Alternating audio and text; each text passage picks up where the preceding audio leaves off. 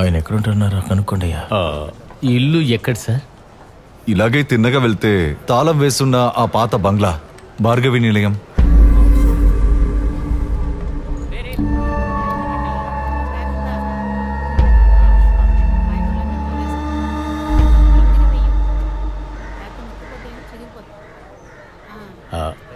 సరే, భోజనం డబ్బా. సార్, భోజనం డబ్బా విరిగిపోయింది సార్. ఓ, అయితే ఇస్త్రాకులు పెట్టి ఇవ్వండి. అది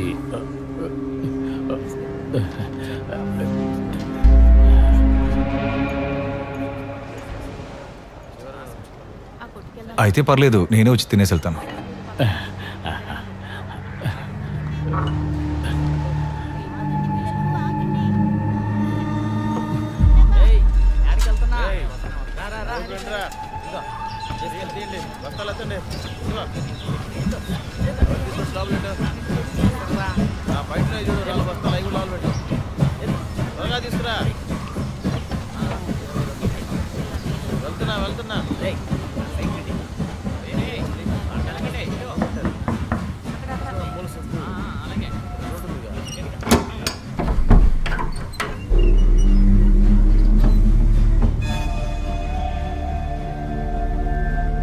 ఇక్కడ ఎవరు లేరు, త్వరగా వెళ్ళొచ్చు. మాయా మనోడే, వదిలే. లోపలికి రా. నేనేమో అద్దె కోసం ఇంటి యజమాని వెతుక్కుంటూ వచ్చారనుకున్నాను. కూర్చో కూర్చో కూర్చో. రే రామదాసు, ఒకటి ఎక్స్ట్రా పట్టుకురా. ఇంకోట ఎవరొచ్చారు? రే, మనం అనుకునే వ్యక్తి కాదు, వచ్చి చూడు. మరే ఫస్ట్ థింగ్ ఫస్ట్ షో అంటారు కదా, అప్పుడు ముందుగా వచ్చే న్యూస్ పేపర్ మ్యాగజైన్ మాకివ్వాలి, సరేనా? తప్పకుండా ఇస్తాను. అరే సార్, మీరా? ఎప్పుడొచ్చారు? నేను ఊరికి వచ్చి 2 రోజులు అవుతుంది, కానీ ఈ రోజు ఇక్కడికి వచ్చాను. అయితే మీరు ఇంటికి ఎందుకు రాలేదు? నేను ఇల్లు కోసం వెతుకుతున్నాను. రే పొడియా, లరా. అరే తీసుకోండి. ఎప్పుడొచ్చారు? ఇప్పుడే రావడం.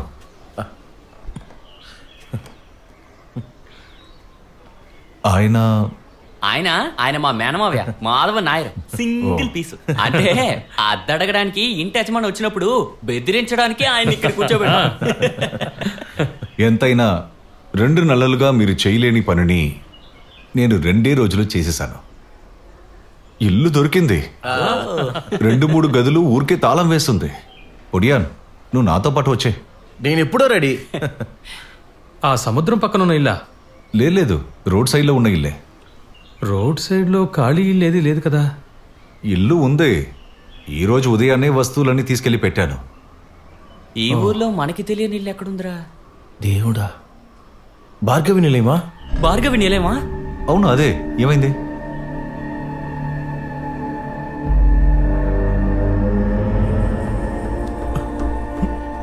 ఆ ఇంట్లో ఒకరు ఆత్మహత్య చేసుకున్నారు.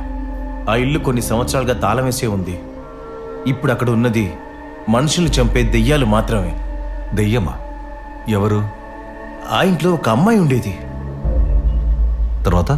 తర్వాత ఏముంది? నూతిలోకి దిగి ఆత్మహత్య చేసుకుంది. ఎందుకు? ప్రేమలో విఫలమయ్యి. ఓ, యువరాణి భార్గవి చాలా అందంగా ఉంటుంది. పాటలు, డాన్స్ అన్నీ తెలుసు. తను నా క్లాస్మేట్ కూడా. తనని ప్రేమించింది ఎవరు? శశికుమార్ అంట. ఎక్కడికో వెళ్ళిపోయాడు, ఎక్కడో తెలీదు. అతని ఇల్లు భార్గవి ఇంటి పక్కనే ఉండేది. వాళ్ళిద్దరు చాలా గాఢంగా ప్రేమించుకున్నారు. అలా కొంతకాలం గడిచేసరికి ప్రేమ ముదిరింది. ఒకరోజు ఉదయం హఠాత్తుగా ఆ శశికుమార్ మాయమైపోయాడు. భార్గవి నూతిలోకి దూకి చనిపోయింది. నుయ్యి పక్కనే ఒక లెటర్ దొరికింది. ఆ శశికుమార్ రాసిందే. వేరే ఎవరినో పెళ్లి చేసుకున్నానని రాశాడు. అప్పటినుంచి తను మగవాళ్ళంటేనే ద్వేషంతో రగిలిపోయేది. ఇప్పుడు పగటిపూట కూడా అక్కడికి వెళ్ళడానికి అందరూ భయపడుతున్నారు.